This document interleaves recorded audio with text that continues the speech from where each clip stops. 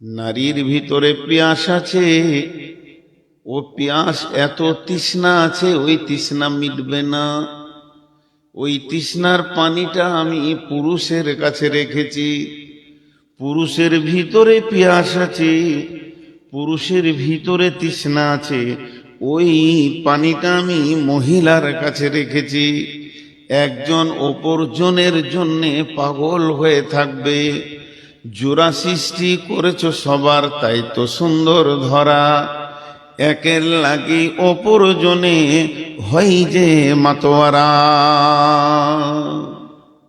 আমার সৃষ্টিটা এমন কারিশমা, একজন আরেকজনের জন্য পাগল, আরেকজন আরেকজনের জন্য পাগল। ওর কাছে ওর পিয়াস মিটবে না, ওর কাছে ওর পিয়াস মিটবে না, দুইজন আরেকজনের দিকে যাবে। এই পিয়াসটা কখনকার? মহিলার গুরুত্ব কত! মহিলা তো একটা সম্পদ। কোন বিজ্ঞানী বলেছে ওর মাথাতে হয়তো কিছু আছে, বেশিরভাগ বিজ্ঞানী তো মাথার ছিট থাকে, তো এর মাথায় ছিট আছে। ই বলেছে মহিলা মানুষ লয়, আর চামচিকি বাদুর কোনোদিন পাখি নয়, তিমি কোনোদিন মাছ নয়। এর হিসাব দেখো, ওর মাথা কোন দিকে গেছে। অথচ মেয়ে মানুষও মানুষ, পুরুষ মানুষও মানুষ, আল্লাহ নিজে বানিয়েছেন। এবং একে অপরের পিয়াস, একজন আরেকজনের কাছে গেলে তার পিয়াসটা মিটবে। আল্লাহ যে মানুষ বানালেন, তার মধ্যে মানুষের দুটি গ্রুপ, একটা পুরুষ মানুষ, একটা মেয়ে মানুষ। মেয়ে মানুষকে দু তিন রকম করে কোরআন আর হাদিসে ডাকা হয়েছে। মেয়েদেরকে মহিলা বলা হয়েছে, নিসা বলা হয়েছে। মেয়েদেরকে হার্স বলা হয়েছে, উর্বর জমি, উর্বর জমি। আবার মেয়েদেরকে আল্লাহ রসুল মাতা বলেছেন। মাতা বলে মা লয়, মাতা মানে সম্পদ। এই তুই দাঁড়িয়ে কেন? তুই এত ছোট ছেলে, তোর মোবাইল আছে, বস, বসেছে, তোকে রেকর্ড করতে হবে না। মাতা মানে মা নয়, মাতা মানে সম্পদ। একটু ধ্যান দেন, 5টা মিনিট আমি চেয়ে নিছি আপনাদের কাছে, ধ্যান দেন এদিকে। না আজকের এই বিষয়টা কি আপনাদের বিরক্ত লাগছে? একটু ধ্যান দেন, সবই নতুন হবে আপনাদের কাছে। মাতা মানে মা নয়, মাতা মানে সম্পদ। আর আল্লাহ রসুল বলছেন ওয়া খায়রুল মাতাই দুনিয়া, সারা পৃথিবীতে যত সম্পদ আছে আপনি একদিকে রাখেন, হিরে চাঁদি চুনি পান্না সোনা দানা টাকা পয়সা রিং বাট রিয়াল যত যা আছে সব একদিকে করে দেন। তার থেকে দামি সম্পদ হলো নেককার বিবি, মারাতু সলিহা, ইমরাত নেককার বিবি। ইনি বললেন মাতা। তাহলে মহিলা আমাদের একটা সম্পদ, মহিলা আমাদের একটা সম্পদ। কেমন সম্পদ? জান্নাত তো জান্নাত, জাহান্নাম তো জাহান্নাম। জাহান্নাম কথাটার বিকল্প কিছু নাই, সেটা আগুন। গোটাটাই নেগেটিভে ভর্তি, পজিটিভ কিছু পাওয়া যাবে না। সেখানে মানুষ সুস্থতা বোধ করবে না, চিন্তিত থাকবে, অভাবে থাকবে। ওয়ালা ইগনি মিন জু, লা ইউসমিনু ওয়ালা ইগনি মিন জু। ক্ষুধার্ত অবস্থায় থাকবে, শরীরে পুষ্টি হবে না, জ্বলে যাব, পুড়ে যাব, পেরেশান অবস্থায় জাহান্নামে থাকবে। মানে জাহান্নামে কোনো জিনিসটা ভালো নয়। পক্ষান্তরে জান্নাতে সমস্ত পজিটিভ থাকবে, নেগেটিভ থাকবে না। জান্নাতে পেশাবখানা নাই, জান্নাতে পায়খানা নাই, জান্নাতে ঝগড়া নাই, জান্নাতে টেনশন নাই, জান্নাতে অভাব নাই, জান্নাতে রোগ নাই। এই জিনিসগুলো জান্নাতে পাওয়া যাবে না। সমস্ত মন মতো সব কিছু পেয়ে যাবেন, এমন একটা জিনিস দেখতে পাবেন না যেটার কারণে জান্নাতে মন খারাপ হয়ে যাচ্ছে। মাল তো দূরের কথা, সাউন্ড পাবেন না। আল্লাহ বলেছেন কি? আল্লাহ বলছেন জান্নাত এমন একটা জায়গা, ফি জান্নাত জান্নাতিন আলিয়া লা তাসমাউ ফিহা লাগিয়া লা তাসমাউ ফিহা লাগওয়া ওয়ালা কিযাবা। সূরা নাবা এবং সূরা গাসিয়াতে দুইটি কথা দুই রকম বলেছেন। সেখানে একটা পজিটিভ নোংরা সাউন্ড পর্যন্ত আসবে না। জান্নাত তো জান্নাত, জান্নাতের বিকল্প কোনো ভাষা নাই। জান্নাত তো জান্নাতি। ট্রেস দেওয়ার জন্য বলছি, জান্নাত তো জান্নাতি। আল্লাহ বানিয়েছেন, একটা খুঁজ বার করতে পারবেন না। তাহলে জান্নাতে গেলে মন শান্তিতে থাকবে না অশান্তিতে? জিজ্ঞেস করলাম তো, এবার উত্তর দেন। শান্তি না অশান্তি? কিন্তু ভেজাল কোথায়? ওই জান্নাতি আদমকে ভালো লাগছে না, মন যেন উদাস উদাস, মনে শান্তি নেই। কিসের অভাব ছিল জান্নাতে? জি, এই জিনিসটা আল্লাহকে কি বলতে হবে? আল্লাহ বুঝতে পারবে না? আল্লাহকে বলতে হবে না, আল্লাহ বুঝবে। সেই জান্নাতে একটা জিনিস নেই, সঙ্গিনী নেই। সঙ্গিনী নেই। শরীরের ভিতরে একটা তরঙ্গ আছে, যে তরঙ্গ মানুষের শরীরে ঠিক টাইমে চলে আসবে, আল্লাহকে দরখাস্ত দিতে হবে না। সেই তরঙ্গটা যখন আসবে, পুরুষের কি নারী, তার চাল চলন, চোখ, উঠা বসা সব আলাদা ভঙ্গি হয়ে যাবে। সে যেন পিপাসিত হয়ে গেছে, এখন তার পানির দরকার, কিছু একটা চাইছে। হযরতে আদম জান্নাতে যখন একত্ববোধ করতে শুরু করলেন, মনের ভিতরে উদাসীন, মন যেন ঠিক কাজ করে না, মনের মিল নাই। আমার রব বুঝে নিয়েছেন, আদম রে তোমার কি দরকার আছে এটা আমি আল্লাহকে বোঝানোর দরকার নাই, আমি বুঝে নিয়েছি। আদম ঘুমের অবস্থায় ছিলেন। আদমের বাম পাঁচলি হাড্ডি থেকে নিয়ে, আবার কোরআনে দুইবার বলেছে আত্মা সম্পৃক্ত, আত্মা সম্পৃক্ত আত্মীয়, এটাকে দিয়ে আল্লাহ একটা সুন্দর মহিলাকে বানালেন, হযরতে হাওয়া আলাইহিস সালাম। তিনি বিশ্ব সুন্দরী ছিলেন, তিনি জান্নাতের রমণী, তিনি পৃথিবীর মাটির রমণী নয়। এই রমণীটা মুর্শিদাবাদের মাটিতে, বর্ধমানের মাটিতে, দুনিয়া নামে গ্রহতে প্রথম আসমানে, দ্বিতীয় আসমানে, তৃতীয় আসমানে বা সিদরাতুল মুনতাহাতে তাকে বানানো হয়নি। তার সৃষ্টিটা হচ্ছে, তার জন্মটা হচ্ছে জান্নাতের ভিতরে। ওই রকম সুশ্রী সুন্দরী রমণী আদম ঘুম থেকে উঠে দেখছে আমার পাশে কে বসা। আদম দেখি হেসে দিয়েছে। দুটো কাজ করেছিল আদম, একটা হেসেছিল আর হাতটা নিয়ে গেছিল। এমন কি জিনিস দেখলে আদম যে হেসে দিলে? জান্নাতে আরো কত কি ছিল, দেখে না দেখে ওটাকে দেখে হাসলে কেন? হাসিরই জিনিস, হাসিরই জিনিস। হাতটা আগে বাড়াতে গেছে, আল্লাহ বলছে ও রুকো। জান্নাত তো জান্নাত। আদম দুটো কাজ করলেন। কটা কাজ? প্রথম নম্বরে হাসলেন। বিবিকে দেখে হাসি লাগে? আর হ্যাঁ না বলে না, জান জ্বলে যায়। একটা জালসাই বলছি, স্বামী স্ত্রী জান্নাতে গেলে একই বিছানায় থাকবে। তা একজন বলছে তার মানে আবারও হাজি ভাই 2 মাস বাংলাদেশে থেকে আসলাম, 2 মাস। গত বৃহস্পতিবার ইন্ডিয়াতে পা দিয়েছি, শুক্রবার ফাঁকা ছিল, শনিবার দিন সকালে হাট বাজার করে দিয়ে আজকে রবিবার, ওখানে গিয়ে আজকে এই যে রবিবার এলাম। তা মাত্র শনিবার হাট বাজার করে বাড়িতে নামিয়েছি, বাস শুরু হয়ে গেল। এতগুলো হাট, এত মাল কেন আনবে?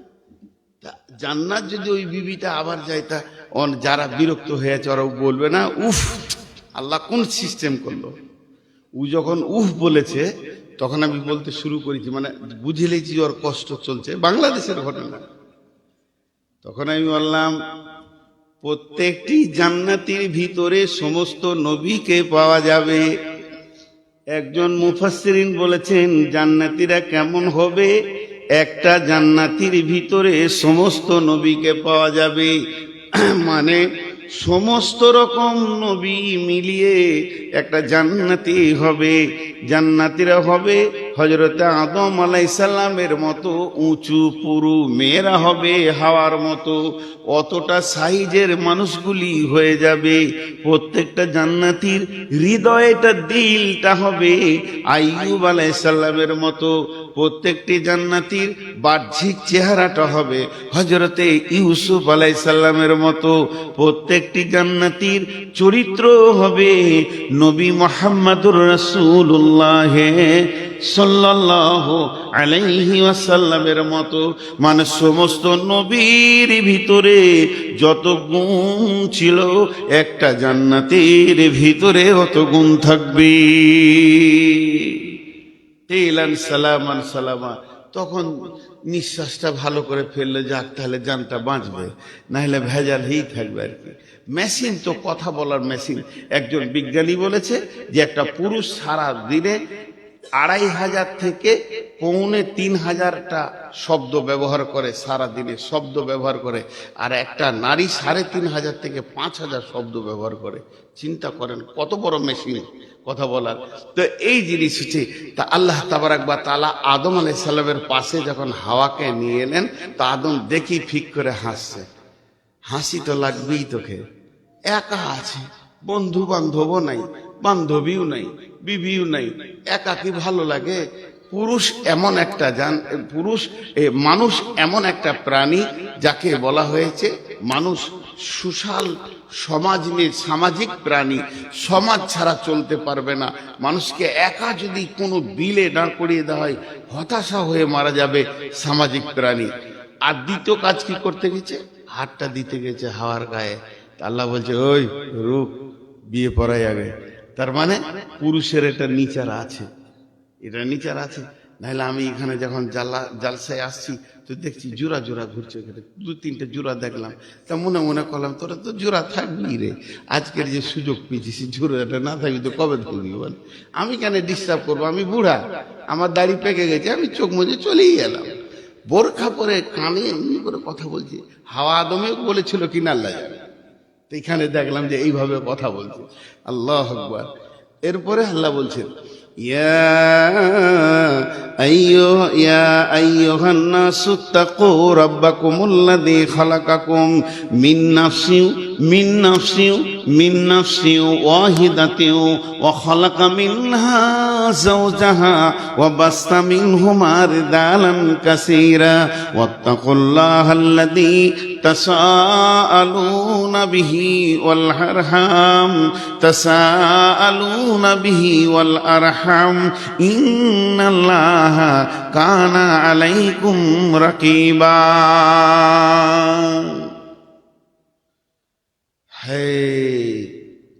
আপনাদেরকে যদি একটা কাগজ কলম দিতে বলি, সম্পর্ক লেখেন। সম্পর্ক, বাপ মা, ভাই বোন, নানা নানি, দাদা দাদি, খালা ফুফা ফুফু, এইভাবে সম্পর্ক লিখতে লাগলেন। তো 2 রকম সম্পর্ক পাবেন। একটা সম্পর্ক হচ্ছে ব্লাডের, রক্তের। একটা হচ্ছে বৈবাহিক, বিয়ে করার পর। 3টে আত্মীয়তা আছে দুনিয়াতে। একটা বিয়ের আত্মীয়, আর একটা আত্মীয় হচ্ছে রক্তের, আর একটা আত্মীয় হচ্ছে বন্ধু বান্ধব, এটাও আত্মীয়, বন্ধু আত্মীয়। 3টে আত্মীয় আছে। লিখতে লিখতে এক পাতা লিখে দিলেন। প্রথম সিরিয়াল নম্বর আত্মীয় কি? স্বামী স্ত্রী। মালাই জি না, স্বামী স্ত্রী। প্রথম সম্পর্ক স্বামী স্ত্রী। আর এই স্বামী স্ত্রীর সম্পর্কটা জন্ম নিয়েছে জান্নাতের ভিতরে। আদম আর হাওয়া। ভাই কোথা ছিল বাপ, আর বাপই কোথা ছিল, মাই বা কোথা ছিল? কিন্তু এই স্বামী স্ত্রী এই সম্পর্কটাকে অতি হেউ চোখে দেখা হয়। এই 2-3 দিনের মধ্যে একটা তালাক হতে চলেছে আমার এলাকায়। নাম জিজ্ঞেস করবেন না, আমার কাছে খবর এসছে আপনি থাকবেন না বলে আমি থাকবো না। কেন তালাক হতে চলেছে? স্বামী স্ত্রী অনেক গভীর মেল, এইটা ছেলের মা বোন বাপ মেনে নিতে পারছে না। আমার ছেলে এত ভালোবাসবে কেন? কিন্তু ছেলেটা চাচ্ছে মেয়েটাকে, মেয়েটা চাচ্ছে ছেলেটাকে, বাপের চাপ। তালাক হতে চলেছে। দেখেন, তো প্রথম আত্মীয় হচ্ছে স্বামী স্ত্রী। কিরকম করে? হযরত আদমকে বানালেন, আদমকে বানানোর পর হাওয়াকে বানালেন, আর হাওয়াকে বানানোর পর আমার আল্লাহ বলছেন এই দুটি জিনিসকে বানালাম আমি জান্নাতের ভিতরে। জান্নাতের ভিতরে বানালাম মানে দুশ্চরিত্র এবং দুশ্চরিত্রা ওরা নয়, ওরা হলো সুচরিত্রবান এবং সুচরিত্রবতী। ওদের দুজনকে আমি কাছাকাছি করে দিলাম, ফ্রি করে দিইনি। প্রথম বিয়ে করেছিল হযরতে আদম, শোনে মন দিয়ে অধম, প্রথম বিয়ে করেছিল হযরতে আদম। আদম নবী যদি বিয়ে না করিত, মানুষের সন্তান হতো গরু ছাগলের মতো, শুয়োর কুকুরের মতো। আল্লাহ প্রথমেই বিয়ে সিস্টেমটা করে দিলেন, হালালের লাইনটা করে দিলেন, যাতে হারাম লাইনটা না ঢুকে। কোনো শুক্রাণু, কোনো ডিম্বাণু দুইজন যেন হারাম ভাবে মোলাকাত না করে। বিয়ে তো দূরের কথা, এই দুটি জিনিস যেন তারা হারাম ভাবে দেখা না করে। ওয়ালা তাকরাবুজ জিনা, এখানে লিখেছেন খবরদার তুমি শুক্রাণুটাকে হারাম জায়গায় পৌঁছে দিও না, যেখানে হারাম ডিম্বাণু রয়েছে। বাচ্চাটা অবৈধ তৈরি হয়ে যাবে। এই জায়গাটাকে বন্ধ করার জন্যে, ওই জায়গাটা কেটে দেওয়ার জন্যে আল্লাহ আদমের বিয়ে দিয়ে হাওয়াকে তার কোলে তুলে দিলেন। সুবহানাল্লাহ, আল্লাহর কি কারিশমা। আল্লাহ বলছেন আমি আত্মা থেকে বানালাম, আমি আদমের আত্মা সম্পৃক্ত থেকে বানালাম। তো আত্মা থেকে বানালো মানে এখানে আর একটা জিনিস আমি বলে নিব, একটা দেহ একটা আত্মা। দেহ তৈরি হয়েছে মাটি থেকে, দেহ ধ্বংস হবে মাটিতে। আত্মা তৈরি হয়নি, আত্মা এসেছে আল্লাহর কাছ থেকে, আত্মা ফিরে যাবে আল্লাহর কাছে। তো পৃথিবীতে আমার যত আত্মীয় আছে সব তৈরি হয়েছে আমার দেহের সাথে সম্পর্ক, আর স্বামী স্ত্রীর সম্পর্ক হচ্ছে আত্মার সঙ্গে। আমি যার রক্তে জন্ম নিয়েছি তার দেহের সাথে আমার সম্পর্ক আমার বাপের।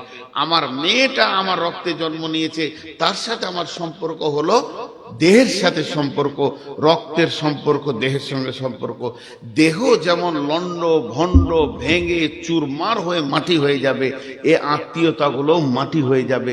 আর স্বামী স্ত্রীর সম্পর্কটা হয়েছে আত্মা থেকে, মিন নাফসিন ওয়াহিদাতিন, মিন নাফসিন ওয়াহিদাতিন ওয়া খালাকা মিনহা যাওজাহা।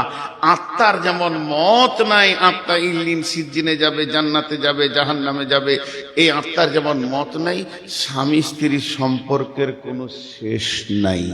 জাহান্নামে দুজন আছে, জ্বলবে, কেউ কাউকে খেয়াল রাখতে পারবে না, আগুন এমন ভয়ঙ্কর।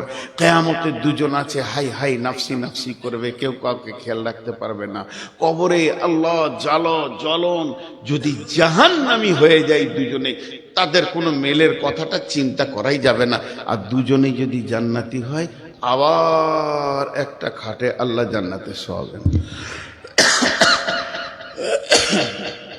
আবার একটা খাটে আল্লাহ জান্নাতে শোয়াবেন। তাইলে এই সম্পর্কটা কত, এই চোখওয়ালা লোক কি এই কাজ করতে পারে ভাই? তাহলে আত্মা থেকে বানালো। একটু আগেই চলেন, মিন নাফসিন ওয়াহিদাতিন ওয়া খালাকা মিনহা যাওজাহা।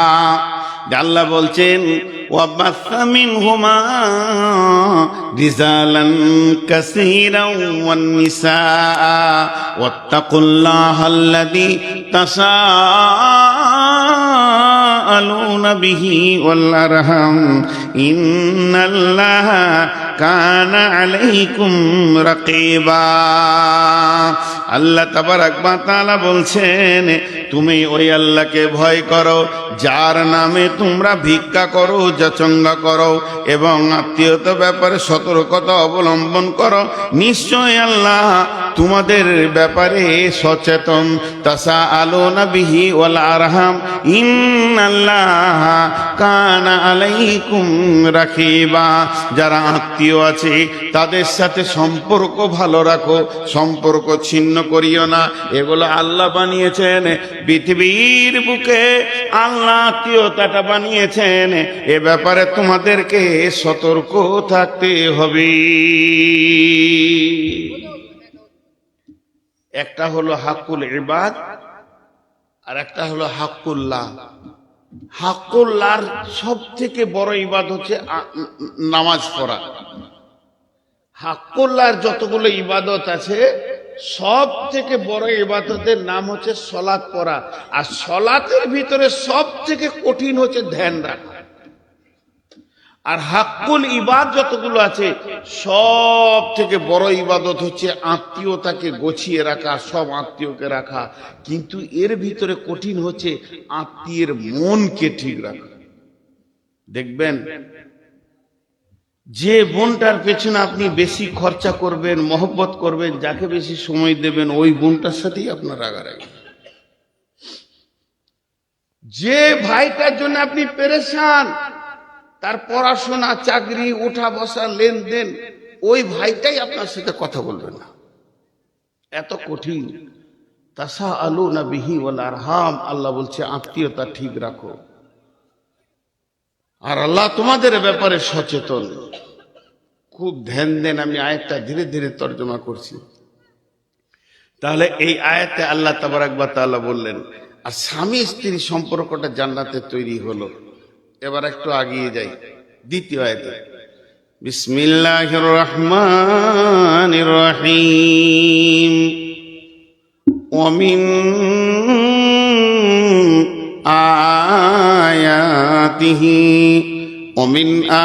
আয়াতিহি আন খালাকা লাকুম মিন আনফুসিকুম আজওয়াজান লিতাসকুনু ইলাইহা ওয়া জাআলা বাইনাকুম মাওয়াদ্দাতাও ওয়া রাহমা ইন্না ফি যালিকা লাআয়াতিন লিকাউমি ইয়াতাফাক্কারুন। আয়াত মানে নিদর্শন। ভাই একটু মনোযোগ দেন। কিছু উচ্ছৃঙ্খল মানুষ কথা বলছে, এগুলো খারাপ। খুবই প্রয়োজন হলে আপনাদের বাইরে চলে যাওয়া উচিত। আর এই ছেলেগুলো লাফালাফি করছিস রে বাবা, একটু ধ্যান দিয়ে শোন, ভালো না লাগে চুপ করে বস। আল্লাহ বলছেন নিদর্শনের কথা। আল্লাহকে পাওয়ার ব্যাপারে যে নিদর্শনগুলো কোরআনে আল্লাহ ব্যবহার করেছেন সেগুলো গাধা আছে, বিভিন্ন আয়াত আছে। এই আয়াতগুলো ধরতে গেলে আবার শেষ হয়ে যাবে অন্যদিকে সময়। একটা আয়াত বলছি, বিসমিল্লাহির রহমানির রহিম। ইন্না ফি খালকিস সামাওয়াতি ওয়াল আরদি ওয়া ইখতিলাফিল লাইলি ওয়ান নাহারি লাআয়াতিল লিউলিল আলবাব।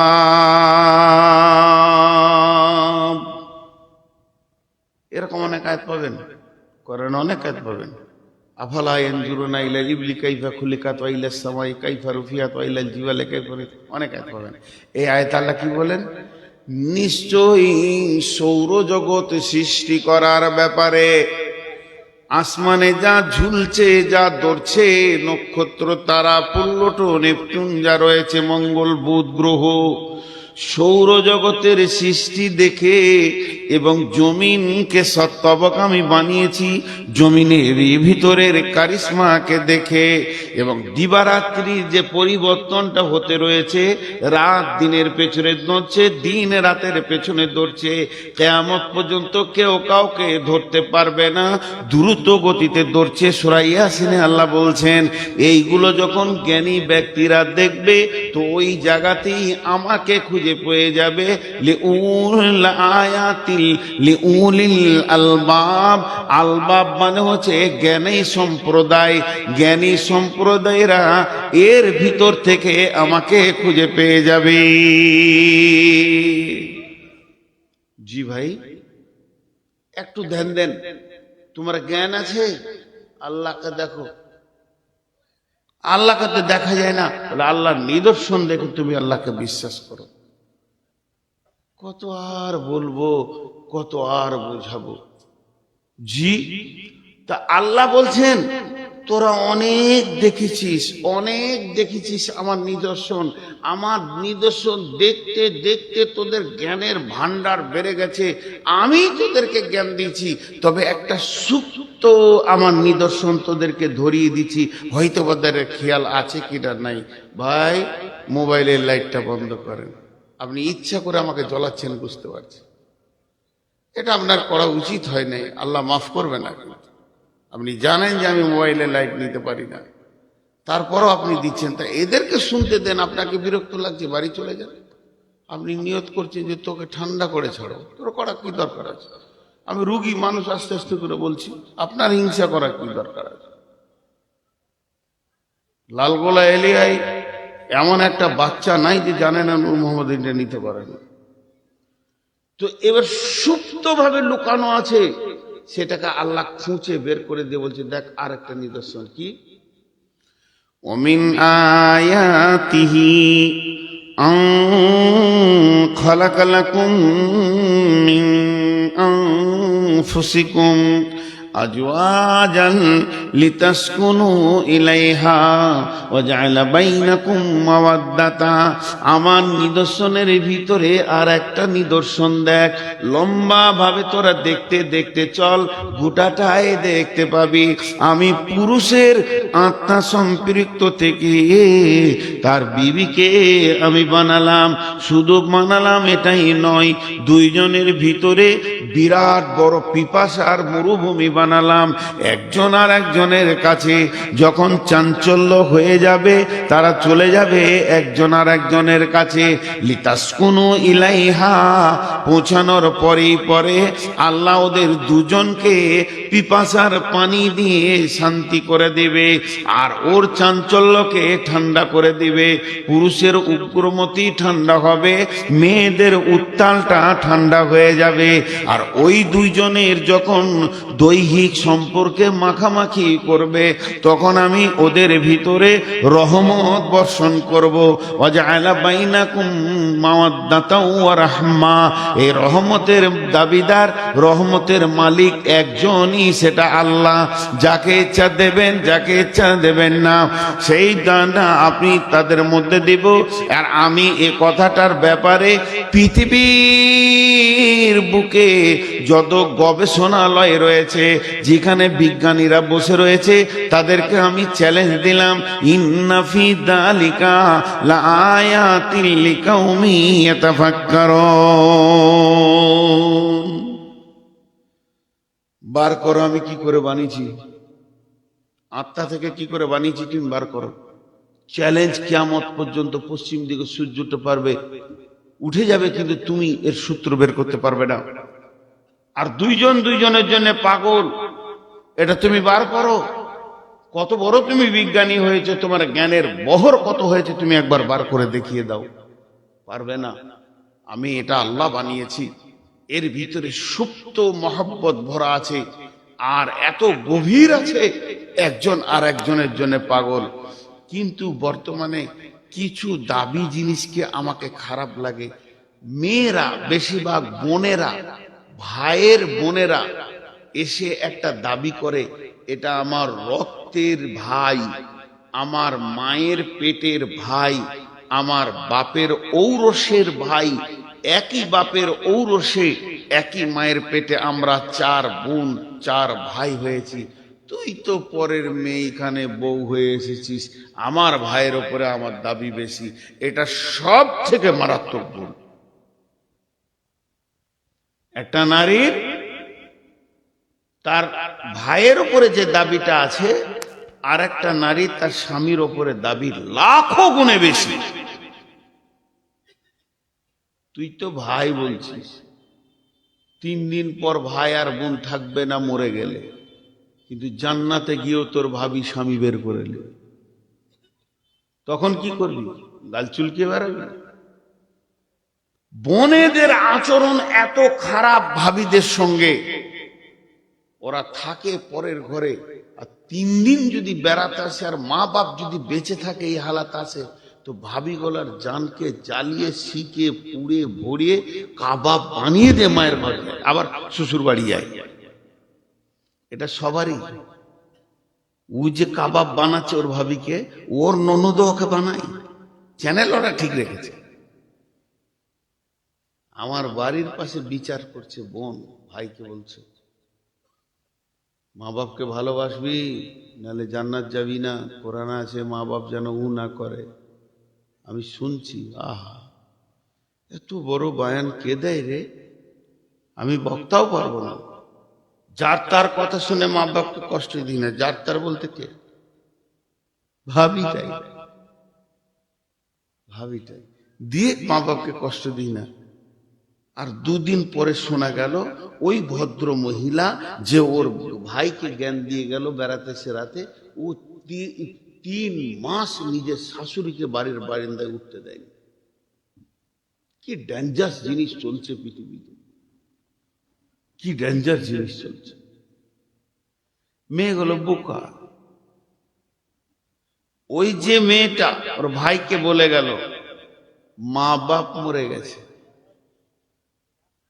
এখন পৃথিবীতে ভাই ভাবি আছে, ভাই ভাবির ঘর আসবে, কিন্তু মা বাপ মরে গেলে ওর মা বাপ আবার তৈরি হচ্ছে। তার মানে কি, আমি কি বলতে চাইছি, ভাতিজা ভাতিজি এগুলো তো মা বাপের জায়গা স্থলভূষিত। আমি যদি বকি, আমার বেটা আমাকে বলবে না বাপ ফুফু এসছে একদিন বেড়াতে, আমার বললে হবে না, কারণ ও বাপের জায়গাটা দখল করছে ওর।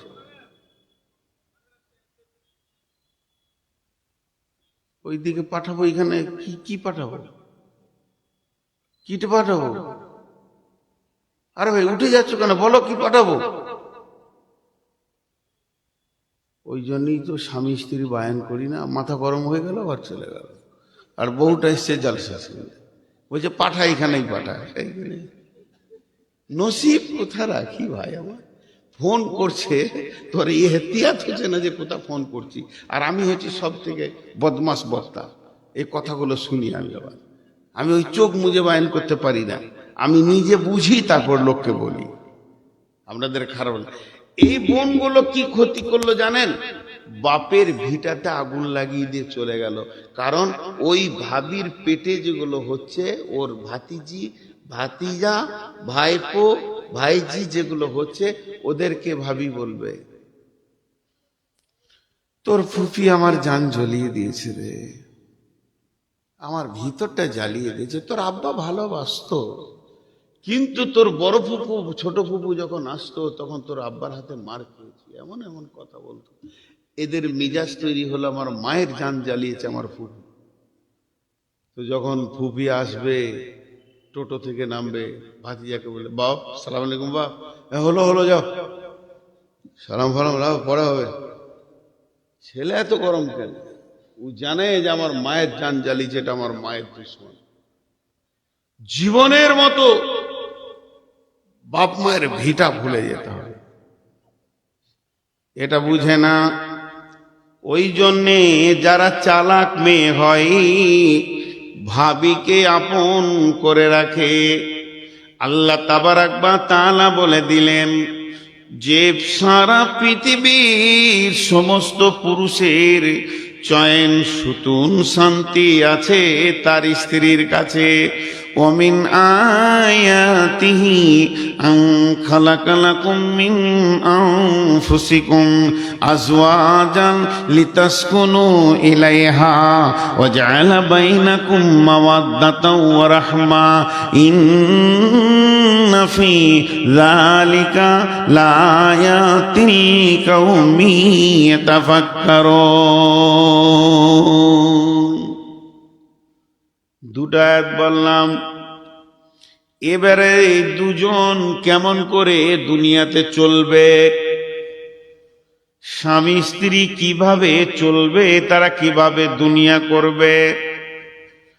আগেকার জামানায় বিয়ে হলে পরে ওই দুইজনকে বিয়ে 3 দিন 4 দিন কি 5 দিন 10 দিন পরে কি বিয়ের 1 দিন 2 দিন পরে তাদের কাছে নানা আসতো কিংবা দাদা আসতো, দাদিজি আসতেন, নানিজি আসতেন, আর ওই দাম্পত্যকে দুইজনকে বসিয়ে দিয়ে ছোট ছোট ছোট ছোট করে জ্ঞান দিতেন।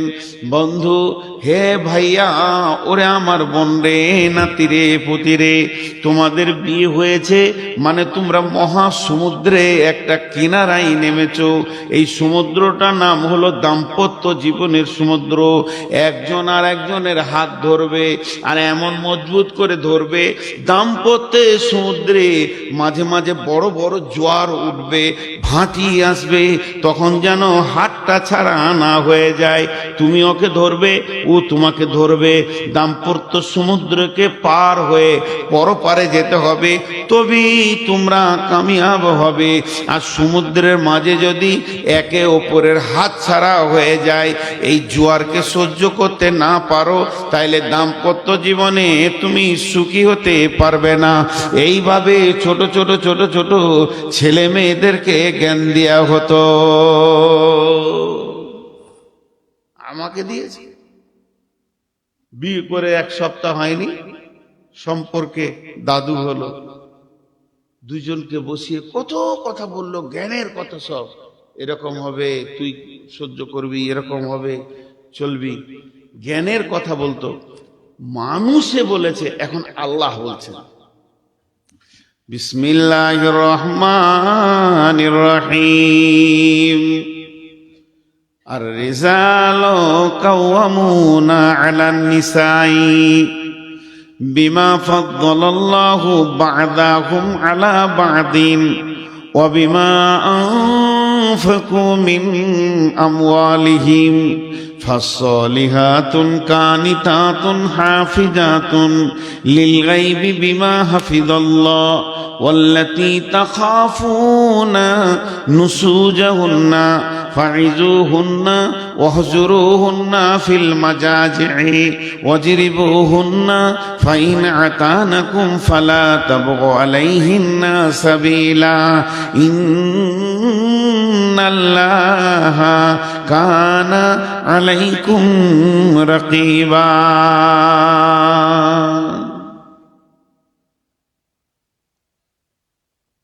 জি, আল্লাহ দিচ্ছেন। নসিহতটা দাদার নয়, দাদিজির নয়, নানিজির নয়, নানার নয়, নসিহতটা আল্লাহ। আল্লাহ তাবারাক ওয়া তাআলা বলছেন, হে নারীকুল, ওরে মহিলারা, মহিলাদেরকে আগে বলছে তোমাদের জন্য আমি পুরুষকে তোমাদের অভিভাবক বানিয়ে দিলাম। তোমরা জীবনটাকে পৃথিবীতে ধীরে ধীরে ধীরে ধীরে ক্ষয় করবে, অতিবাহিত করবে, জীবনকে তুমি পার করবে। খবরদার, স্বাধীন হয়ে জীবনকে পার করিও না। তুমি পরাধীনতা অবস্থায় তুমি অধীনস্থে জীবন কাটাবে, তোমার স্বামীর অধীনস্থে জীবনকে কাটাবে। মেয়েরা 4টা পুরুষের অধীনস্থে জীবন কাটাবে, বাপ, ভাই, স্বামী, সন্তান, এদের ওপরে যাবে না, এদের ওপরে কথা বলবে না, তুমি এদের ডিরেকশনে চলবে।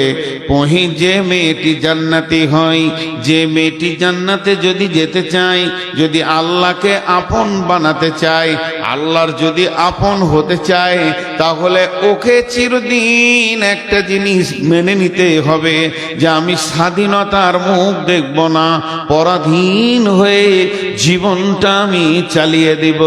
বাপের অধীনস্থে থাকবে, ভাইয়ের অধীনস্থে থাকবে, স্বামীর অধীনস্থে থাকবে, এবং সে স্বামী মারা গেলে ছেলের অধীনস্থে থাকবে। আল্লাহ তাবারাক ওয়া তাআলা বললেন, তোমার তো সুখ শান্তি জান্নাত নিয়ে দরকার, তবে কেন দুনিয়াতে স্বাধীন বিচরণ তুমি করবে? তোমাকে অধীনস্থে জীবন কাটিয়ে আসতে হবে। আর পুরুষকে বলল, পুরুষ তোমাদেরকে অভিভাবক বানালাম, তোমাদেরকে ওদের মালিক বানালাম, মালিকানা সত্ত্বটা তোমাদেরকে দিলাম। কেন দিলাম? তুমি পুরুষের জন্য দিলাম। এর কারণটা হচ্ছে ওকে তোমাকে আগলিয়ে রাখতে হবে, ওর ভুল ত্রুটির ময়দান থেকে তোমাকে বাঁচাতে হবে, যেন ওর দ্বারা কোনো ভুল না হয়ে যায়, গুনহার ময়দানে না চলে যায়, গুনহার ময়দানে যেন না যায়। এ খেয়ালটা তোমাকে রাখতে হবে। আজকে কত রকম স্কুলে পড়ছে বোন, ভাইয়ের কোনো খবর নাই, কলেজে পড়ছে মেয়ে, বাপের কোনো খবর নাই, ভার্সিটিতে পড়ছে মেয়ে, স্বামীর কোনো খবর নাই, যা মন তাই অবাধ চলাফেরা। আমি অবাক হই, আমি অবাক হই ওই মহিলাদের গার্জেনের ওপরে, যাদের যে মহিলাগুলো মেলাতে খেলাতে নোংরা জায়গায় ঘুরে, তাদের যে অভিভাবক নিশ্চিন্তে বিছানায় ঘুমাতে পারে, আর তার অধীনস্থ নারী অবাধ চলাফেরা করে, এদের উপরে আমি অবাক হই, এদের ব্যাপারে আমি চিন্তা করি কেন এটা হবে। কোরআন বলছে, আমি কোরআনের আয়াত বলছি আপনাদেরকে, আমি আয়াত পড়ে বলছি। আল্লাহ তাবারাক ওয়া তাআলা বলছেন, আর রিজালু কাওয়ামুনা আলান নিসা, হে পৃথিবীর পুরুষ তোমরা অভিভাবক। দুনিয়াতে আপনার বুঝে না আসতে পারে, একদিন আপনার বুঝে আসবে। কখন?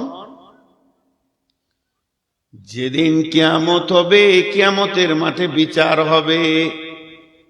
মা আমার, বোন আমার, যত পুরুষ আল্লাহ কিয়ামতের আদালতে জমা করবেন, পুরুষকে সামনে রেখে পুরুষের বিচার হয়ে যাবে। কিন্তু যখন কোনো মেয়েকে আদালতে তোলা হবে, কাঠগড়ায় তোলা হবে, তার গুনহার ব্যাপারে যখন তাকে প্রশ্ন করা হবে, তখন মেয়েটি একা কাঠগড়ায় যাবে না, ওর সঙ্গে চারটা পুরুষকে রাখা হবে। বাপকে রাখা হবে, ভাইকে রাখা হবে, স্বামীকে রাখা হবে, সন্তানকে রাখা হবে। আর মেয়েটি যার পিরিয়ডে, যার জামানায় গোনা করেছে, ওই পিরিয়ডে ওই জামানার লোকটাকে দাঁড় করিয়ে তার হিসাব নেওয়া হবে। তোমার অধীনস্থ মেয়ে কেন জালসায় গিয়ে অপর পুরুষের কাছ থেকে বাদাম খেয়েছে, কথা বলেছে, এটাও জেনা, এটাও কাবিরা গুনাহ। জবানের জেনা, চোখের জেনা, হাতের জেনা, পায়ের জেনা, শরম গায়ের জেনা, মগজের জেনা, মগজের জেনা। এখানে একটা মেয়েকে প্র্যাকটিক্যালে শরম গা দেওয়া হলো না, কিন্তু মেয়েটার সাথে কথা বলা হলো, হাত ধরা হলো, কথা বলা হলো, সবগুলো জেনাতে পরিণত হবে। তো ওই প্রশ্ন যখন করা হবে মেয়েটাকে, তুমি 27শে ডিসেম্বর জালসাতে গেছিলে লালগোলা, আর অবাধ চলাফেরা করে জালসা না শুনে 3টে ছেলের সঙ্গে গল্প করেছো, কেন করেছো? এই কথাটা ওকে জিজ্ঞেস করার সঙ্গে সঙ্গে মেয়েটির বিয়ে হয়নি, বাপ আর ভাইকে দাঁড় করিয়ে বলা হবে, তোমার মেয়েটার, তোমার বোনটার বয়স চলছিল রানিং 17 থেকে 18 বছর, আর এই অবস্থায় তুমি জালসা শুনতে পাঠালে কেন? জালসা শুনে যে নেকিটা হবে, তার থেকে ওর বাড়িতে চুপ করে শুয়ে থাকলে বেশি নেকি হবে। এই অবাধ বেলামিশার থেকে ওর অত নেকি দরকার নাই। তুই বাড়িতে পড়ে থাক, তুই একটা কিতাব পড়, তো তোকে তৌহিদের কিতাব দিব, হাদিসের কিতাব দিব। মেয়েদের জালসা শোনা, রাত্রিবেলায় গভীর রাত্রিতে এসে ঘর থেকে বেরিয়ে দরকার নাই। এই যে প্রশ্নগুলো করা হবে, তখন বাপ ভাইকে প্রশ্ন করা হবে। স্বামীর জামানায় সে স্বামীকে বুঝিয়ে চলে এসেছে, কিন্তু অন্যজনের সঙ্গে পরকীয়ায় লিপ্ত হয়ে গেছে বা কোনো গুনাহ করেছে, স্বামীকে দাঁড় করানো হবে। ওই চারজনকে একসঙ্গে গলাতে বেঁধে দিয়ে আল্লাহ জাহান্নামে ভরবেন। আর রিজাল কাওয়ামুনা আলান নিসা। এত সহজ জিনিস লয়। আমার গাড়িটা রাস্তায় চলছে, একটা ছেলে মোটর বাইক নিচে সামনে লাগিয়ে দিল। ওই তুই লাগালি কেন? কথাটা বুঝার চেষ্টা করেন। ওই তুই লাগালি কেন? জি আমি সাইড দিয়ে যাচ্ছিলাম। কাঁচটা তো ভেঙে দিয়েছিস তুই, গাড়ির কাঁচটা ভেঙে দিয়েছিস। একটু ধৈর্য ধরেন, এটা বুঝেন। আমি উদাহরণ দিচ্ছি। পাড়া পাড় তিনটে ওর গালে মেরে দিল। ও মনে মনে ভাবছে মারবি মারগা, কাঁচ তো ভেঙেছি, টাকা লাগলো না। ও চলে গেল, আমিও চলে গেলাম। ও কোথাকার আমি জানি না, আমি মুরব্বী বলে কিছু বলেনি, আমার দাড়ি পাকা। ও ইয়ং ছেলে, এই উত্তাল বয়স 16-17, লেগগাটা লেগে গিয়ে কাঁচটা ভেঙে গেছে। এবার আমার মন আমাকে বলছে, তুই তো 3 চর মেরেছিস, ওইটা কি তোর হক আছে? কাঁচটাও ভেঙেছে তোর গাড়ি, তোর ড্রাইভারও হ্যান্ডেলটা এদিকে করেছিল। আল্লাহর আদালতে এই বিচারটা যখন হবে, তো তখন দেখা যাবে যে জেরক্স বেরিয়ে আসছে, কাগজ রিজাল্ট, যে আমার ড্রাইভার ডান দিকে হ্যান্ডেল কাঁপিয়েছে বলে ভেঙেছে। তাহলে তো মার্কার হক রাখে না। এই বিচারটা যদি হয়, তাহলে আমার মারাটা ভুল হয়েছে, আমারটা ভুল হয়েছে। কিছুদিন আগে আমার ট্রাকে বাম দিক ডান দিকটা ঘষে চেঁচে নামিয়ে দিল। ড্রাইভার খুব বকছে, ট্রাকওয়ালা ভয়ে দাঁড়িয়ে গেছে টুঙ্গি দিঘিতে, একবার দিনাজপুরে, ইয়ং ছেলে। আমি নামলাম, নেমে বললাম তোমাদের বাড়ি কোথায়? তো বলছে ইসলামপুর। লে মজা, ইসলামপুর আমি পড়েছি। কার গাড়ি গো? তো যার গাড়ি ওকে আমি মামা বলি। ফোন লাগাও তো। ফোন লাগালো, মামা আপনার গাড়ি যে আমার গাড়িকে চেঁচে দিয়েছে গো, কোন ঠেরে বেটা? আমরা এখানে টুই দিই। আমি ড্রাইভারকে বললাম, এটা কিয়ামতের দিন বিচার হবে রে, তোর দোষ না ওর দোষ, তোর দোষ না ওর দোষ, সেটা কিয়ামতের দিন বিচার হবে। ওদিন বললাম চলে যাও, শিলিগুড়ি যাচ্ছিল, যা করার মালিকের সঙ্গে বুঝবো, পরে দেখা করে। তো হাসছে, বলে তুমি যা নেবে তাই দেবো, আমার কিছুই নেবো না। ঘরে ঘরে ঠোকাঠি হয়েছে, কি নেবো? আমার গেল 5,000, 10,000, 20,000 আমার একটা গেল, কিন্তু আমি বিচারটা ওইখানে চিন্তা করছি। এখন একবার আমি বলতে চাইছি, ওই মহিলার মা বা ওই মহিলার বাপ ভাই স্বামীকে, ছেলেকে, জি, যে আপনি একবার সূক্ষ্ম ঠান্ডা মস্তিষ্কে বসে একা একবার জিকির করেন, সুবহানাল্লাহ, আলহামদুলিল্লাহ, ওয়া লা ইলাহা ইল্লাল্লাহ, আকবার, আস্তাগফিরুল্লাহ, তওবা, যা কিছু আছে এইগুলো বাদ দিয়ে খালি ধ্যান দিয়ে একবার 3 মিনিট বুঝেন যে আমার বেটিটা এখন কোথায়, আমার বেটিটা এখন কোথায়? জালসা শুনতে গেছে, জালসার মজলিসে আছে না বাঁশের তলাতে দাঁড়িয়ে আছে? একজনের গলা ধরে কথা বলছে। যদি বলে থাকে তুমি তৈরি থাকো, আমি হাসাবার জন্য বলছি না। অনেক বক্তার অনেক ভঙ্গি আছে। আমি একটা বক্তাকে দেখছিলাম, ছেলে মানুষ, বুঝে ওই ওই তোর বাপের দোষ, তোর মায়ের দোষ। আস্তাগফিরুল্লাহ। আমি আমার ভঙ্গিতে বোঝাতে চাইছি, আপনি ওখানে তৈরি হয়ে থাকেন, আল্লাহর আদালতে যদি আপনার মেয়ে মুজরিম হয়ে যায়, তা আপনি একটা সেখানে আসামি। জি, হযরতে উমরের জামানায় একটা মেয়ের 3 বার বিয়ে হয়েছে, 3 বার। খালি মসজিদে নামাজ পড়তে যায়, কত পরেজগারু, 3 বার বিয়ে হয়ে গেছে। তো একজন সাহাবী বলছে, এবার আমি বিয়ে করবো। আবার তালাক হয়ে যায়, বলছে পারবো ঘর উঠতে? ও যাবেই মসজিদ, আর ওর চাল চলনি আলাদা। স্বামী মানে না, দুপ করে ছেড়ে দেয়, আর একজনা লোভে পড়ে, এরকম। বলছে ঠিক আছে যা। তো বিয়ে করে ওকে বলছে দেখো তুমি মসজিদ যেও না, ঘরেই নামাজ পড়ো, এখন সেই জামানার নাই। বলছে মাথা খারাপ, আমাকে মসজিদ থেকে রুখতে কেউ পারেনি, আগের 3টে পারেনি, তুমিও পারবে। বলছে যাও, ফজরে কিংবা এশাতে, ইশারাই বলবো বুঝলেন। ওর স্বামী লুকিয়ে আছে রাস্তার ধারে, নিজের স্বামীটা, আর অপর পুরুষের কাপড় চোপড় পরে মুখ টুক ঢেকে নে ওকে ধরেলে চুমাচাটি খেলেছে, ছেড়ে দিয়ে পালিয়েছে নিজের স্বামী। ও ওখান থেকে মসজিদ থেকে ঘর চলে এসে যাওয়া নামাজ পড়তে, না যুগ জামানা খারাপ। কি হলো আর বলছে না, কি হলো আর বলছে না। ও যাও মসজিদ, কাঁটা বসে গেল আর মসজিদ গেল না। একটা গ্রামে আমাদের বর্তমানে আন্দোলন চলছে, গ্রামের নাম বলবো না, সব ইউটিউবে প্রচার হয়ে যাবে, 3 দিন পর জিজ্ঞেস করবে। মহিলাদেরকে মসজিদে নিয়ে যাব, আর একদল মুরব্বী, পাকা দাড়ি একদম মুরব্বী, তারা বলছে মহিলাদেরকে মসজিদে নিয়ে যাওয়া যায়।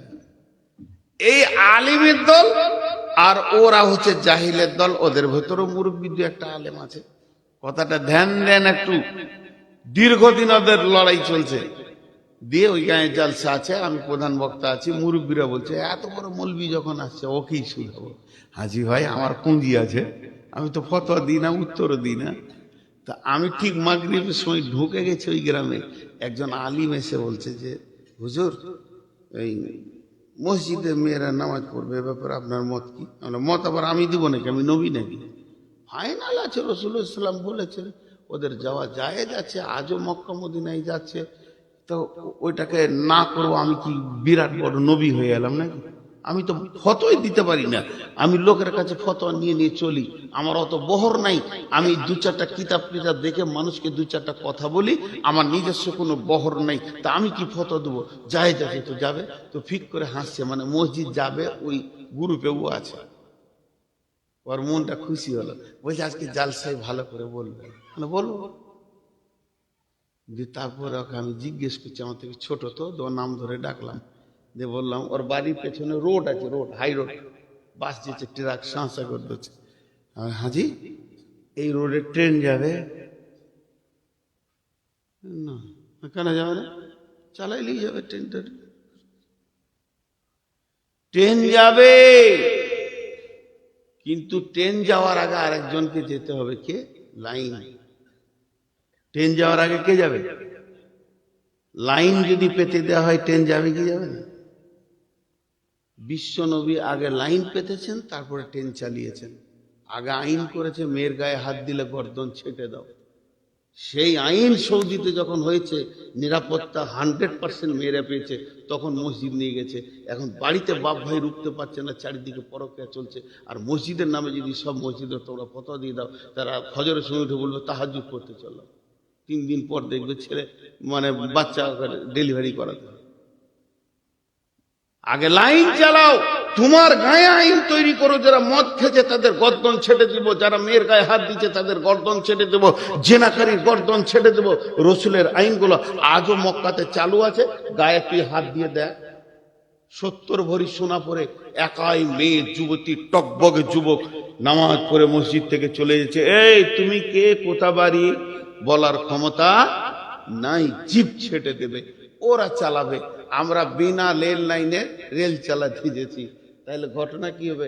এশার নামাজ পড়ে ছেলে কোলে নিয়ে বাড়ি আসে। দেখো আমার যুক্তিটা যদি মানতে পারো তো বলছে জালসাই, তাহলে আর কিছু বলিয়েন না। বলে ওটা ঠিক আছে, বলবো না, আমার মাথায় যেটা আছে সেটা বলেছি।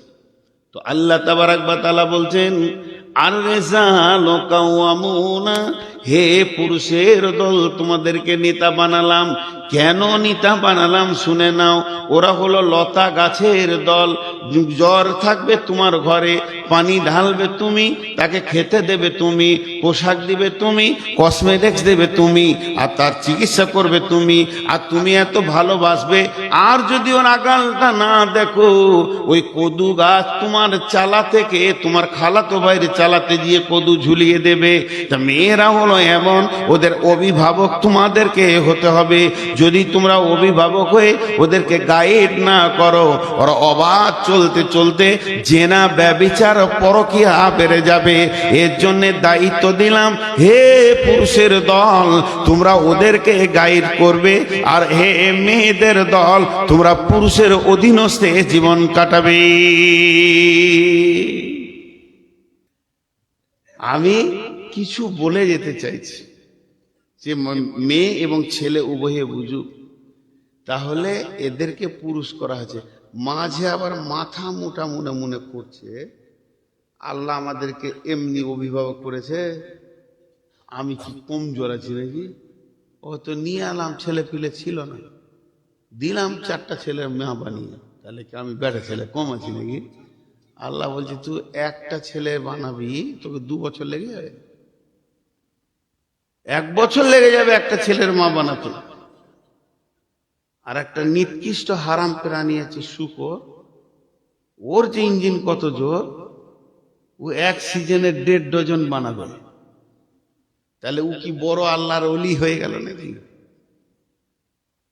ছেলে বানানোটাই যদি আল্লাহর ওলি হওয়ার প্রতীক হতো তাহলে তো সবাই হয়ে যেত। খাও, কামাও আর বাচ্চা পয়দা করো, 3টে কাজ করো, যখন ডাক আসবে চলে যাও। জি না, আল্লাহ এটা ক্লিয়ার করছিল, বিমা বিমা ফাদ্দালাল্লাহু বা'দাহুম আলা বা'দিন, বিমা ফাদ্দালাল্লাহু বা'দাহুম আলা বা'দিন। আমি আমার বিবিকে 2টি 500 টাকা নোট দিলাম, আমার বিবি আমাকে একটা 1000 টাকা নোট দিল। যেমন কারো কাছে কোনো ঋণ থাকলো না, কেউ কারো কাছে দায়বদ্ধতা থাকলো না। আল্লাহ তাবারাক ওয়া তাআলা বলছেন, তুমি যেমন তোমার বিবিকে খুশি করো, তোমার বিবিও তোমাকে খুশি করে দেয়। এই বাচ্চা পৃথিবীতে আসা, সন্তান পৃথিবীতে আসা, এই ব্যাপারে কাউকে কারো উপরে প্রাধান্য দিলে হবে না। দুইজনের ভূমিকা পালন করেছো, এর জন্য পৃথিবীতে সন্তান এসেছে। আর আমি সন্তানগুলো এই রকম সিস্টেমে দিয়ে থাকি, 2টি প্রাণ 2টো বংশ থেকে আসবে, তারা মিলবে, মধ্যখানে একটা সন্তান, একজনকে মা একজনকে আব্বা ডাকবে, আর একই গালে 2জন চুমা দেবে। এদের প্রেমের লংজিভিটিটা দীর্ঘদিন বেড়ে যাবে। আমি আল্লাহ এই সিস্টেমটা বানিয়েছি।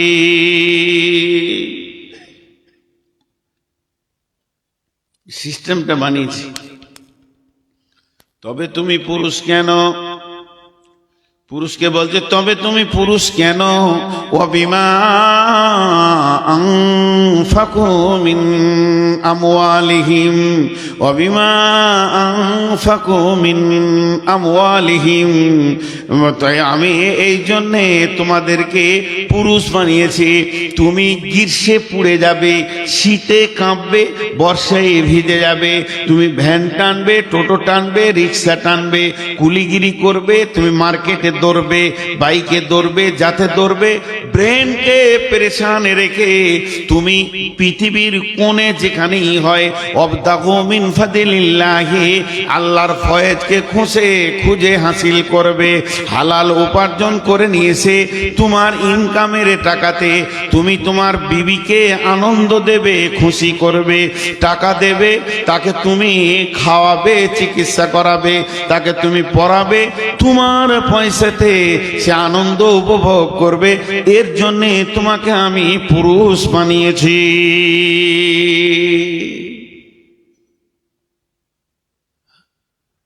পুরুষেরা নারীদেরকে খাওয়াবে, বিবিকে ও বলেছে পুরুষেরা নারীদেরকে খাওয়াবে।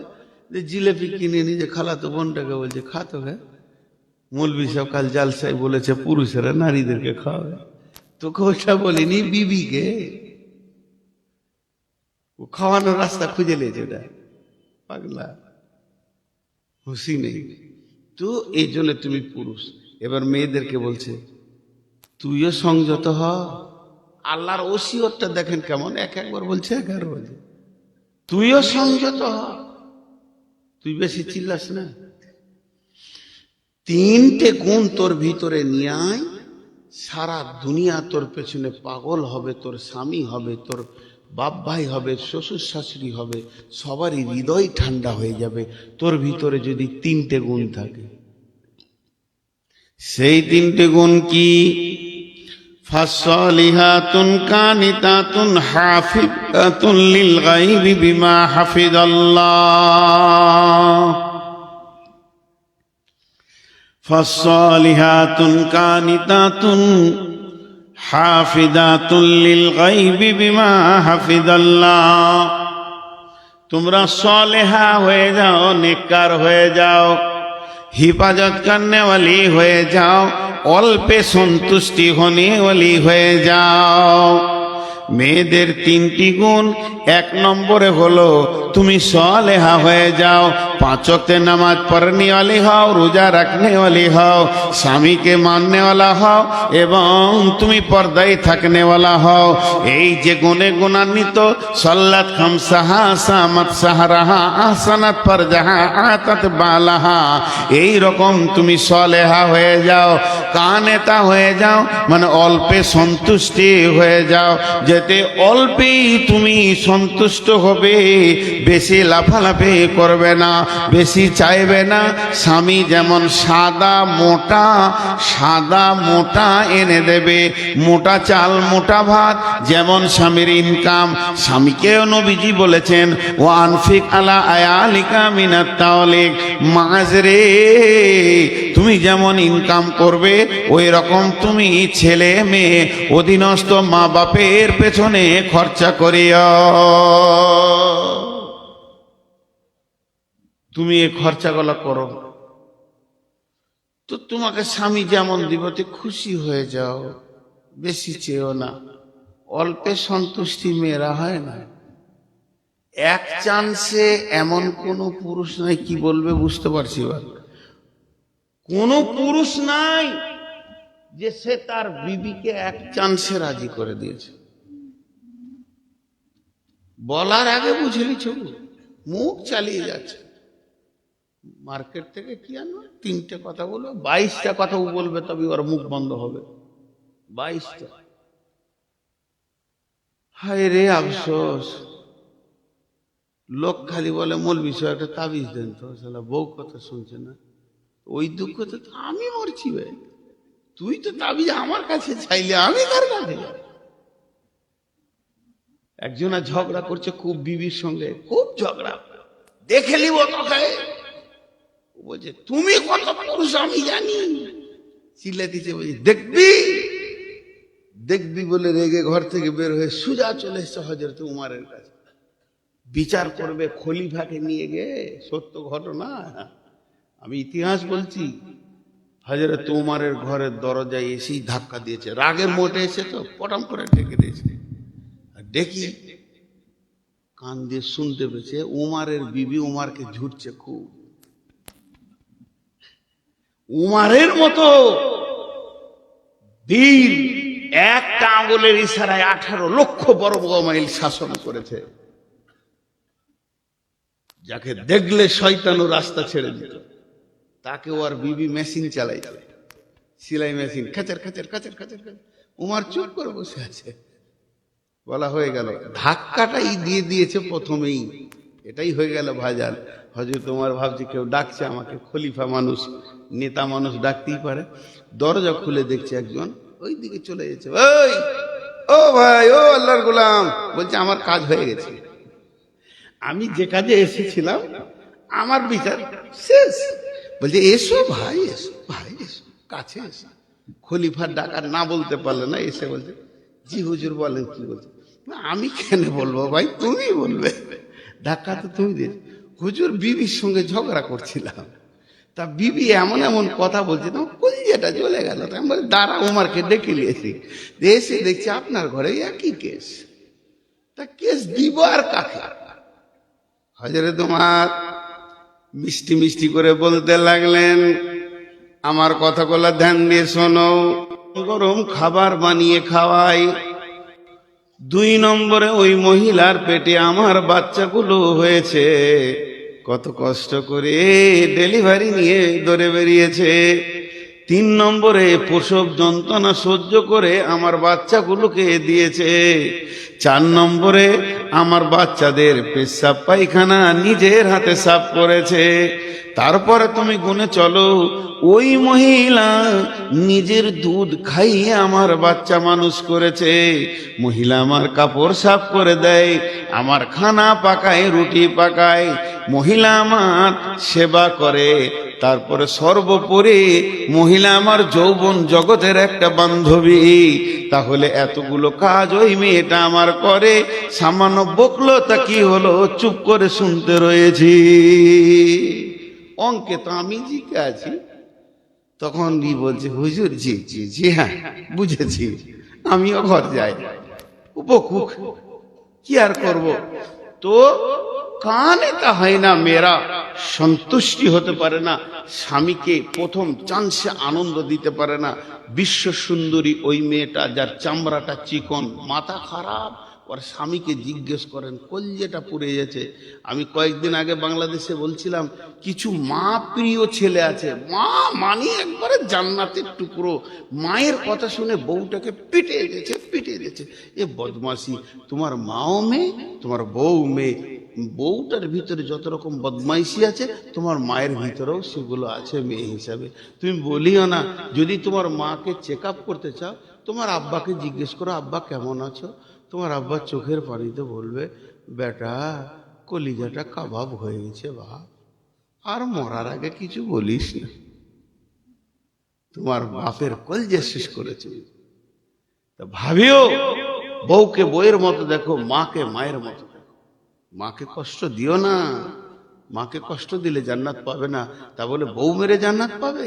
আল্লাহ কি বলছে? আর দ্বিতীয় পর্বটা, এটা বলার পরটা যখন বলবো তখন বুঝে আসবে।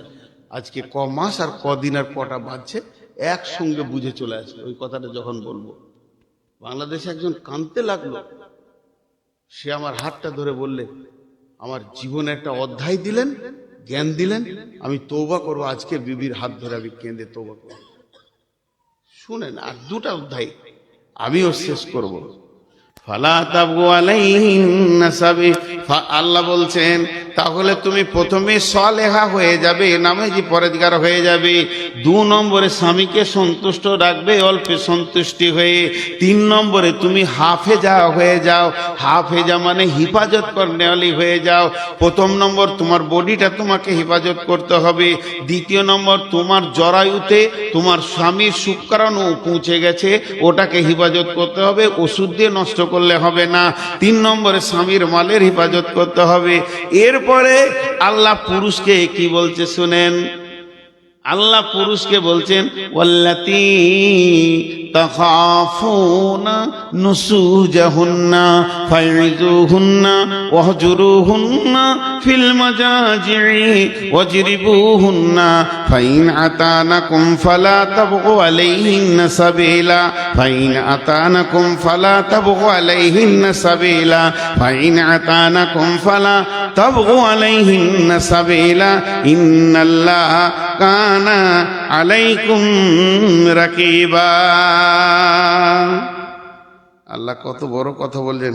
এটা যদি কোনো পুরুষ বুঝতে পারে, তার জীবনের অধ্যায় চেঞ্জ হবে, আমি বিশ্বাস করি। জি, আল্লাহ কি বলছেন দেখেন।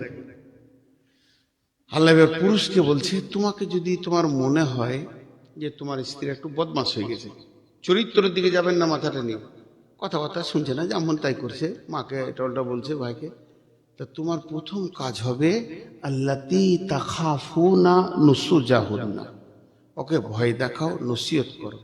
তুমি তো আলেম নাও, নসিহত জানো না, তো যাও একটা আলেমের কাছে জিজ্ঞেস করে এসো, একটা হাদিস শিখে এসো, 2টা বিবিকে বলো, শোন আল্লাহ জান্নাত দেবে, সুখে থাকবি। জি, এই যে ওসিয়ত করো, বুঝাও। আমার যখন মেয়েটা হয়নি, তো তখন আমি মাসে 2 মাসে একটা জালসা করি, একবার পুরো ইয়ং। আর বিয়ে হয়েছে মোটামুটি বছর 2 হলো 3 হলো, 2 মাসে একটা জালসা পেতাম। কোথাও ডাকতো, 200 টাকা দিত, যেতাম, মাগরিবে পরেই দিয়ে দিত, ঘর চলে আসতো। তো হুগলি যাব একটা জায়গা, পকেটে একটাও টাকা নেই, তাড়াতাড়ি করে ভাত খেয়েছি, বাস ধরতে হবে, ট্রেন ধরতে হবে, পকেটে একটাও টাকা নেই। তো আমার বিবি গরম গরম ভাত থালাতে দিচ্ছে, আর আমি তখন জালসা শুরু করেছি যদি টাকা পাই। তা আমি বললাম জালসা হাদিস কোরআন আর কি বলবো, লম্বা করে বাংলায় চালাইছি। আহা, যে মেয়ে স্বামীর উপকার করবে, স্বামীকে ভালোবাসবে, স্বামীকে দেখবে জান ভরে, আল্লাহ তাকে জান্নাত দেবে। তো বিবি বলছে ভাত খাও, নিজের কাজে যাও। লিলে না, ওসিয়ত গরম হয়ে গেছে, লিছে না, কেটে গেল, ট্রেন কেটে গেল। আবার শুরু করলাম। স্বামীর অভাবের সময় যে দেখবে, বলছে তো 100 টাকা দিতে পারি। আমি তাড়াতাড়ি ভাত খেতে বসলাম, দেখ 100 টাকা হলো, পকেটে টাকা ছিল না। আমার বিবির কাছে 200-300 টাকা ছিল, তো কেড়ে তো লিয়া যাবে না, জালসা করে নিলাম। 100 টাকা দিলে 100 টাকা দিতে পারি, 300 টাকা আছে, 100 টাকা নিয়ে বেরিয়ে গেল। ভাবলাম বিবি দিয়ে দিলে, জালসা করে সে ঘর ঢুকছি, বলছে আমার টাকা দাও। কি বিপদ, জালসা এলাই না। তো ওই জন্য আল্লাহ বলছেন আল্লাতী তাকাফুনা নুসুজাহুন্না ফাইজুহুন্না। তোমার বিবিকে যদি তোমার নজরে মনে হয় অসঙ্গত চলছে, ভালো লাগছে না, তার চলাফেরা চরিত্রের দিকে মাথা নিয়ে যাবেন না, চলাফেরা উঠা বসা কেমন লাগছে, তাহলে তুমি ছোট ছোট ওসিয়ত করো, আখিরাতের ভয় দেখাও, জাহান্নামের ভয় দেখাও। এই পথে এই স্টেজে যদি বিবিটা ঠিক হয়ে যায় তো ভালো, যদি না হয় এর থেকে আর একটা লেভেল আছে। ওয়াহজুরুহুন্না ফিল মাজাজি'i, দুইজনের মধ্যখানে বিছানাটা আলাদা হয়ে করে দাও। একই রুমে তোমার বিছানায় ওকে উঠতে দিও না, নাহলে তুমি বিছানায় শুয়ে থাকবে, তুমি চোর সরে অন্য জায়গায় শুয়ে। যদি শিক্ষিতা মেয়ে হয়, আল্লাহলি মেয়ে হয়, জীবনে স্বামীকে ছাড়া অন্য বিছানায় বিনা কারণে যাবে না। করে কুটুম এসছে, জায়গা নেই, সেটা আলাদা। রাগারাগি করে স্বামীর বিছানা ছাড়া অন্য বিছানায় যাবে না। তাতেও যদি ঠিক না হয়, 1 নম্বর গেল, 2 নম্বর গেল, 3 নম্বর আল্লাহ বলছেন ওয়াজরিবুহুন্না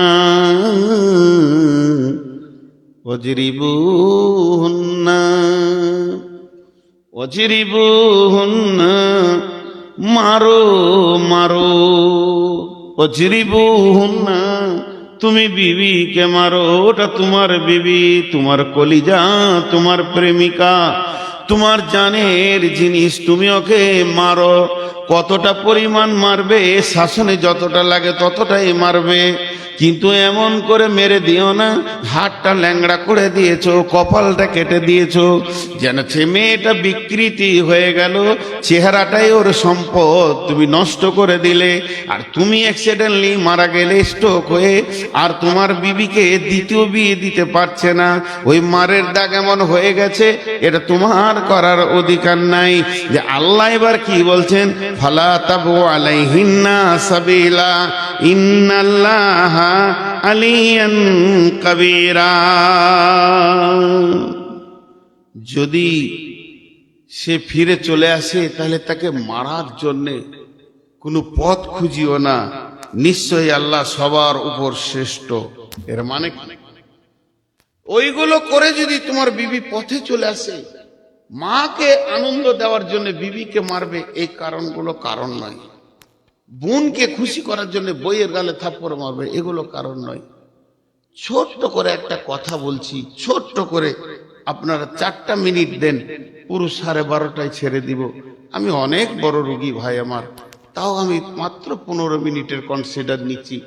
তো ছোট্ট করে উদাহরণটা দিচ্ছি। ওই মেয়েটি যাকে আপনি বিয়ে করেছেন, যখন আপনার সঙ্গে বিয়েটা পড়ানো হয়নি, তখন ও কে ছিল? শ্বশুরের বিটি, শালার বোন, আজও আছে, মানে ওদের দায়িত্বে ছিল, এটা বলছি। শ্বশুরের বেটি কিংবা শালার বোন বিয়ে করার পর তোমার পাত্রে সে এসে গেল ইজাব কবুলের ভিতর দিয়ে, তাহলে তুমি ওকে মেরেছ, তোমার শালা তোমাকে এসে বলেনি যে বোনটাকে কেন মারলে? তোমার শ্বশুর কত ভদ্র, এ কথাও বলেনি যে মেয়েটাকে কেন মারলে। কিন্তু আল্লাহ বলছেন আমি সবার উপরে শ্রেষ্ঠত্ব, তোর ওপরে, তোর বাপের ওপরে, তোর শ্বশুরের ওপরে, তোর শাশুড়ির ওপরে, তোর শালার ওপরে। আমার শ্রেষ্ঠত্ব হচ্ছে ফুল ফ্যামিলির ওপরে। আমি যেদিন কিয়ামতের মাঠে ধরবো, এটা তোর শ্বশুরের বিটি হওয়ার আগে আমার বান্দি। কার কার বান্দি? আমাদের বিবিগুলো কার বান্দি? দুটো দলিল, এটা একটা দলিল, আর একটা দলিল। বিশ্বনবী হাজরাতুল বেদাতে শেষ বক্তব্য যখন দেয় তখন বলেছিল, হে লোক সকল, তোমাদেরকে আল্লাহর দেওয়া নিয়ামতের উপরে হেফাজত করিও, তাদেরকে কষ্ট দিও না। তার মানে আল্লাহর দেওয়া নিয়ামত বলতে বিবি বলা হয়েছে। আল্লাহ বলছে তোকে দিলাম আনন্দ করার জন্যে, আর তুই অবাধ মারলি। তা আল্লাহ একটা একটা লাঠি আর একটা একটা থাপ্পড়ের যদি বিচার ধরে, তুই যে পরশুদিন বিকালে ওর গালে 3খানা থাপ্পড় মেরেছিস তোর বোনের কথা শুনে, এই থাপ্পড়টা কেন মারলি? এই আদালতটা যদি আল্লাহ বসিয়ে দেয়, তুই 25 সালে ডিসেম্বরের 13 তারিখে তোর ঘরে মেহমান এসেছিল, একটা কথা শুনেনি, তা লাঠি করে 5 লাঠি মেরেছিস, কেন মারলি? আমি আল্লাহকে বুঝিয়ে দে, তুই জান্নাত যা। সব স্বামী কাবু। এর জন্য বলছি, মারার আগে ভাবিও, ওর গালে যে চরগুলো থাপ্পড়গুলো পড়বে, পৃথিবীর কেউ যদি তোমার কাছে এর জবাব না নেয় তো আল্লাহ নেবে। এই জন্য আল্লাহ বলেছেন, ফালা তাবগু আলাইহিন্না সাবিলা ইন্নাল্লাহা আলিয়ান কাবীরা। তুমি খবরদার, যদি ঘুরে আসে ওকে মারার জন্যে দ্বিতীয় কোনো পন্থা অবলম্বন করিও না। আর যদি এই রকম করে থাকো তো তুমি জেনে রাখো, তোমাদের সবার উপরে আল্লাহ শ্রেষ্ঠত্ব রয়েছে। কেউ উঠবেন না।